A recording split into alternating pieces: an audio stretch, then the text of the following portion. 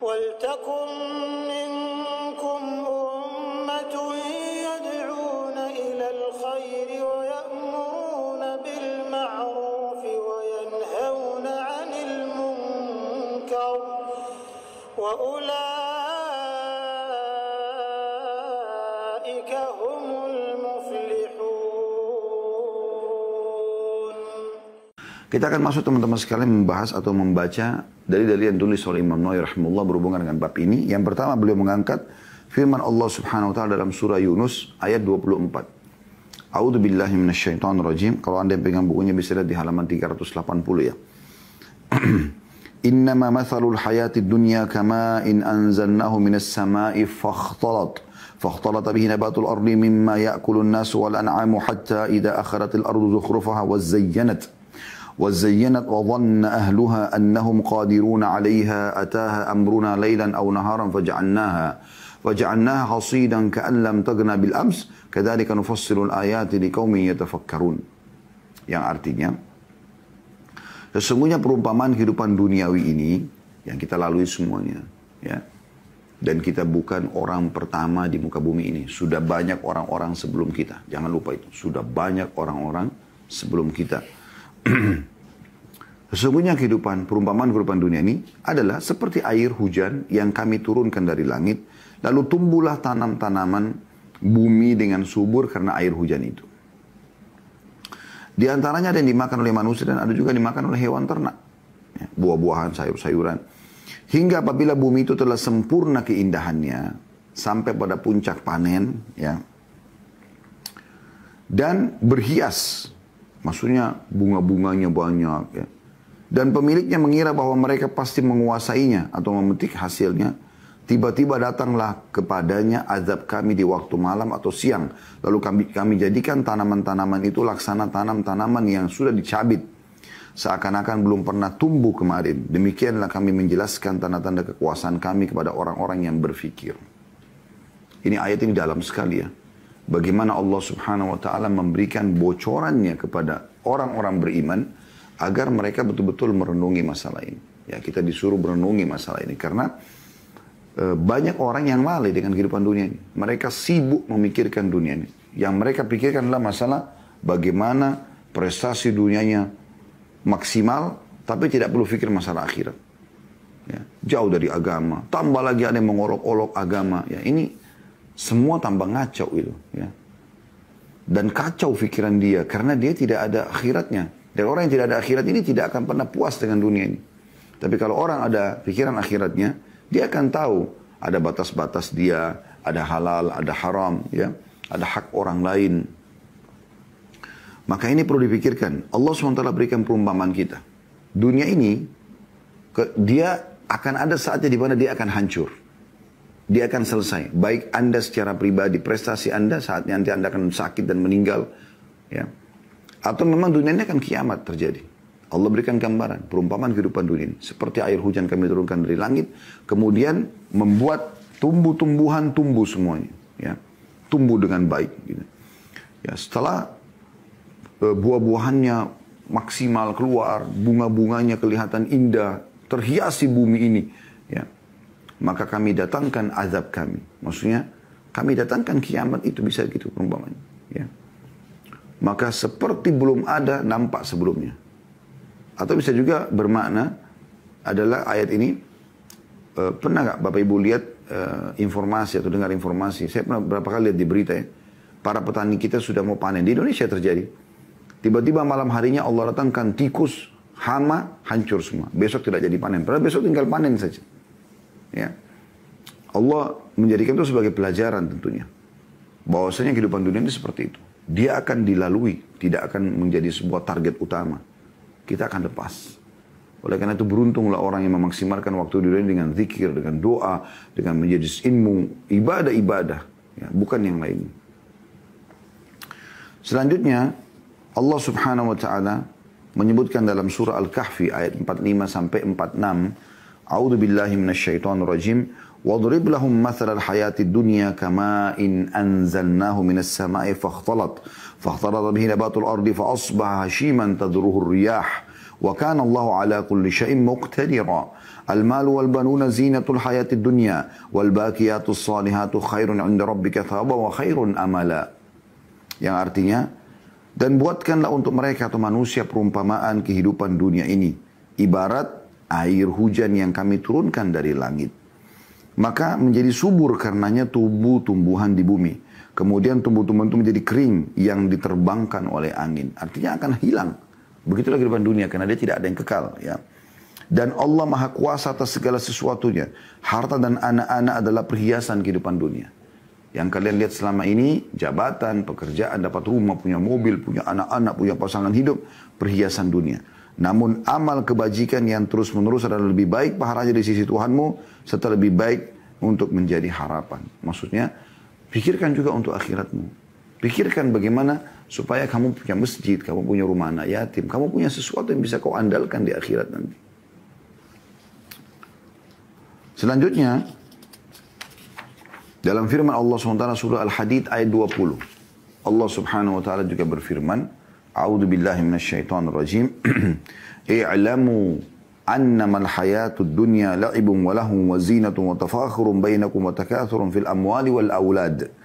Kamathali ghaythin a'jaba al-kuffara nabatuhu thumma yahiju fatarahu musfarran thumma yakunu hutama wa fil akhirati 'adzabun syadidun wa maghfiratun minallahi wa ridwan wa mal hayatud dunya illa mata'ul ghurur.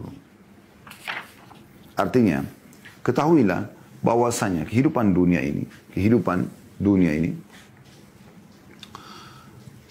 hanyalah permainan dan senda gurau, seperti orang yang cuma bercanda saja. Nanti pada saat dia meninggal dia baru sadar, oh ternyata gitu. Seperti ini saja ya. Nanti kita kalau meninggal teman-teman kita akan lihat, oh hidup saya dari lahir bayi, anak-anak, remaja sampai mati ini seperti cuma satu kisah pendek saja ya. 60, 70 tahun, 100 tahun itu seperti sebuah waktu yang sehari dua hari saja. Allah mengingatkan, ketahuilah bahwasanya kehidupan dunia ini hanya permainan dan senda gurau, perhiasan dan saling berbangga di antara kalian, serta berlomba-lomba dalam kekayaan dan anak keturunan. Oh itu si fulan kaya, hartanya banyak. Oh si fulan banyak anaknya. Seperti hujan yang tanam tanaman mengagumkan para petani. Kemudian tanaman itu menjadi kering dan kamu lihat warnanya kuning kemudian menjadi hancur. Dan di akhirat nanti ada adab yang keras dan ampunan dari Allah serta keridhaannya, dan kehidupan dunia tidak lain hanyalah kesenangan yang palsu. Maksudnya palsu Allah ciptakan memang hanya untuk dilalui. Ya. Supaya indah kita beribadah, Allah buat tanam-tanaman, Allah buat udara yang sejuk. Jadi bukan untuk bermaksiat di situ. Karena kita akan laluin semua ini. Kita akan laluin. Ya. Ini poin perlu digarisbawahi ini. Dan Allah Subhanahu wa taala memastikan bahwasanya memang dunia ini umumnya orang pakai bersaing. Kita orang beriman jangan. Allah ingatkan di sini. Jadi ada orang berbangga-bangga dengan anaknya, dengan hartanya, dengan mobilnya. Setiap hari kalau ketemu, yang jadi pembicaraan lisannya hanya itu saja. Berapa mobil kamu, berapa perusahaan kamu, berapa omset perusahaan, berapa keturunanmu, berapa istrimu, dan seterusnya. Hanya kebanggaan saja. Ya. Tentu beda dengan orang-orang yang melakukan ini karena iman. Kalau mereka melakukan karena iman beda. Mereka akan berusaha tentunya untuk bisa menunggangi semua itu. Anak-anak jadikan sebagai aset amal jariah. Harta disedekahkan supaya bisa dibawa ke akhirat. Ya. Istri atau suami dijadikan pasangan penyebab untuk masuk ke dalam surga. Orang tua kesempatan kita berbakti untuk mendapatkan yang terbaik di akhirat. Jadi beda sekali orang yang jadikan akhirat sebagai target dengan orang jadikan dunia sebagai target. Dan Allah berikan gambaran. Dunia ini sehebat apapun prestasi yang kamu kejar, seperti tanam-tanaman. Buah-buahan. Lihat kalau sudah panen, bagus kan warnanya. Buahnya ranum dan menarik sekali untuk kita nikmati. Gitu. Tapi kalau kita tidak nikmati dalam beberapa hari, rusak kan. Seindah apapun buah-buahan itu. Seindah apapun pohon itu, dia akan berubah ada saatnya dia gugur, ada saatnya dia berkurang buahnya. Itu perumpamaan kehidupan dunia. Dia akan hilang. Kehidupan palsu. Makna palsu di sini adalah dalam ayat, maksudnya menipu. Karena kalau orang terbawa dengan arus itu, dia bersaing di dunia ini, maka dia tidak akan pikirkan akhirat, dia tertipu dengan masalah itu. Kemudian dalam ayat yang lain, Allah Subhanahu wa taala juga memastikan surah Al-Imran, ya. Ayat 14 yang bunyinya a'udzubillahi minasyaitonir rajim. Zuyina linnasi hubbus syahawati minan nisa'i wal banina wal qanatiril muqantarati minadh dhahabi wal fiddah. Minadh dhahabi wal fiddati wal khairil musawwamati wal an'ami wal harth. Dzalika mata'ul hayati dunya wallahu 'indahu husnul ma'ab. Dijadikan terasa indah dalam pandangan manusia cinta terhadap apa yang diinginkan berupa perempuan, anak-anak, harta benda yang menumpuk dan dalam bentuk emas, perak, kuda pilihan, hewan-hewan ternak, dan sawah ladang. Itulah kesenangan hidup dunia dan di sisi Allah tempat kembali yang baik atau surga. Artinya, kalau orang nikmati itu untuk akhiratnya, bagaimana dia menjadi orang yang terbaik untuk akhiratnya? Dia tunggangi anak-anaknya, pasangan hidupnya, hartanya, semua untuk akhiratnya, maka dia akan beruntung. Karena di sisi Allah, dia bisa tunggangi itu untuk mendapatkan terbaik di sisi Allah nanti. Kalau sebaliknya dia tunggangi itu hanya untuk dunianya saja bersaing, akhirnya ujung-ujungnya bahkan saling bunuh-membunuh bahkan ya dalam hal ini, maka ini berbahaya sekali. Ya, mereka karena menjadikan dunia sebagai tempat bersaingnya, bukan untuk ditunggangi mendapatkan yang terbaik di akhirat. Ini sebenarnya ladang tempat kita menanam di sini, kita panen di akhirat sana. Dan di sini dijelaskan bagaimana munculnya rasa suka kepada lawan jenis, anak-anak, harta benda, emas, perak, kuda, hewan ternak, ya, sawah dan ladang, kebun-kebun. Dan Allah mengatakan semua itu, ya, maknanya kalau kalian tunggangi untuk mendapatkan yang terbaik di akhirat, maka bisa menjadi ajang pahala. Atau kalau tidak, ketahuilah kalau kalian pilih itu, di sisi Allah ada yang lebih baik, yaitu surga. Karena akan abadi, lebih luas, lebih indah, dan kepemilikannya juga abadi ya. Yang buat kita khawatir dulu ini apa? Rumah yang kita miliki, nanti kalau kita meninggal akan jadi hilang, atau akan dijual misalnya, atau digadai. Ya. Begitu juga dengan apapun yang kita miliki dari dunia ini, itu semuanya umumnya akan ditinggal. Jadi, tidak ada sesuatu yang akan kekal abadi. Masa muda kita dan tenaga kita juga akan berubah menjadi masa tua. Ya. Sehat kita berubah akan satu waktu menjadi sakit. Ya. Bahkan hidup kita akan mati. Nah itu kehidupan dunia seperti itu. Di akhirat kepemilikan abadi. Sekali Anda punya istana itu, harta itu akan selamanya Anda miliki. Allah kekalkan. Allah mengatakan khalidina fiha. Sekali Anda punya pasangan itu, maka akan selamanya jadi pasangan Anda. Sekali Anda bahagia, selamanya. Sekali Anda sehat, selamanya. Semuanya. Kata Nabi SAW, orang yang masuk surga tidak akan rusak bajunya, tidak akan habis masa mudanya, tidak akan pernah sakit. Ya. Tidak lagi buang air besar dan buang air kecil di surga. Allah ingatkan, dunia bisa kalian tunggangi untuk sana. Targetnya akhirat. Bukan ini. Bukan di sini di dunia. Ya. Itu makna daripada ayat ini. Demikian juga dengan firman Allah SWT selanjutnya dalam surah Fatir ayat 5. Imam Nawawi rahimahullah mengangkat ini. Ya, firman Allah SWT, a'udzubillahi minasyaitonirrajim. Ya ayuhan nasu inna wa'dallahi haqq, fala tagurrannakum al-hayatud dunya wa la yagurrannakum billahil garur. Wahai sekalian manusia, kata Allah SWT. Sungguhnya janji Allah itu benar. Gak ada yang luput. Yang Allah katakan yang beriman beramal saleh akan bahagia dunia, bahagia akhirat, itu pasti benar. Allah mengatakan orang yang bermaksiat, orang yang kafir akan sengsara dunia, sengsara juga di akhirat, itu juga benar. Sesungguhnya janji Allah benar, maka janganlah sekali-kali kehidupan dunia ini memperdaya kalian. Dan jangan sekali-kali syaitan yang pandai menipu memperdaya kalian tentang Allah. Jadi jangan sampai kehidupan dunia membuat kalian lalai. Jangan juga syaitan tunggangi kehidupan dunia yang Allah jadikan fasilitas untuk menambah atau mendapatkan yang terbaik di akhirat, dijadikan untuk kalian lalai. Malah kalian jauh dari Allah Subhanahu wa ta'ala. Itu makna ayat. Tapi saksi bahasan kita, fala tagurrannakumul hayatud dunya. Jangan sampai kalian ya diperdaya dengan kehidupan dunia ini. Begitu juga dengan surah At-Takatsur ayat 1 sampai ayat 5. Allah Subhanahu wa taala berfirman, A'udzu billahi minasyaitonir rajim. Alhaakumut takatsur hatta zurtumul maqabir. Kalla sawfa ta'lamuna thumma kalla sawfa ta'lamun kalla law ta'lamuna ilmal yaqin. Yang artinya bermegah-megahan telah melalaikan kalian sampai kalian masuk ke dalam kubur. Ya, banyak orang begitu, karena dia lalai, dia lupa, maka pada saat masuk ke dalam kubur baru dia mau sadar. Tidak ada gunanya. Semua teman-teman kalau orang sudah masuk dalam kubur tidak akan bermanfaat dari prestasi dunianya. Jabatannya kah, titelnya kah, ya, hartanya kah, keluarganya kah, selesai. Semua ditinggal sama dia. Bersama sama dia amal solehnya. Kecuali di dunia ini dia sempat menanam untuk amal-amal jariah dia, tanah, wakaf, masjid, rumah anak yatim. Kita sudah tahu, menggali sumur, ya.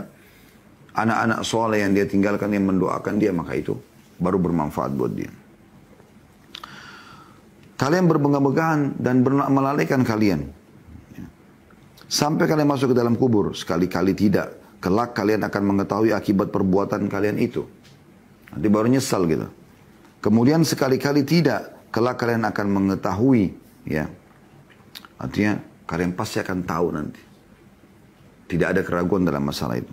Sekali-kali tidak kata Allah. Sekiranya kalian mengetahuinya dengan pasti. Artinya kalau kalian nanti pas lihat, oh ternyata begini. Tapi udah gak ada gunanya. Semua orang di kuburan teman-teman sekalian. Kalau dihidupkan lagi oleh Allah SWT. Kira-kira saya tanya Anda jawab dengan pikiran Anda. Jawab dengan hati nurani Anda, dengan keimanan. Kira-kira kalau mereka dihidupkan, mereka akan apa? Atau kita anggap diri kita sekarang semua yang hadir acara ini meninggal dunia. Kira-kira kalau Allah berikan kita kesempatan hidup lagi. Apa yang akan kita lakukan? Kita akan cari restoran favorit kita kan? Kita akan bergaul dengan pasangan hidup kita kan? Maksudnya biologis. Kita akan bertemu dengan anak-anak kita kan? Kita akan mengejar lagi studi kita. Kita akan membuka atau mengejar lagi atau membahas lagi tentang masalah laporan keuangan, neraca, laba rugi dari perusahaan kita. Kita akan ke tempat rekreasi yang kita suka, paling favorit kan? Villa yang pernah kita beli misalnya. Atau kita akan menggunakan pakaian ya, yang kita paling sukai ya, dengan merek tertentu. Maka jawabannya semua itu tidak. Demi Allah teman-teman. Orang yang mati ataupun kita kalau mati dihidupkan kembali oleh Allah. Dikasih waktu 1 jam. Kita akan gunakan untuk sujud, sholat, bertaubat, membaca Al-Quran, berzikir itu. Renung ini teman-teman sekalian. Berarti menandakan memang semua yang kita kejar selama ini. Kalau sifatnya hanya duniawi. Itu tidak akan menjadi harapan orang yang meninggal dunia. Lalu harapan kita apa? Harapan kita bisa beramal soleh. Lalu kenapa sekarang Anda tidak beramal soleh? Kenapa sekarang semenjak atau selama Allah berikan kesempatan, kita justru sia-siakan? Ya. Ini sayang sekali.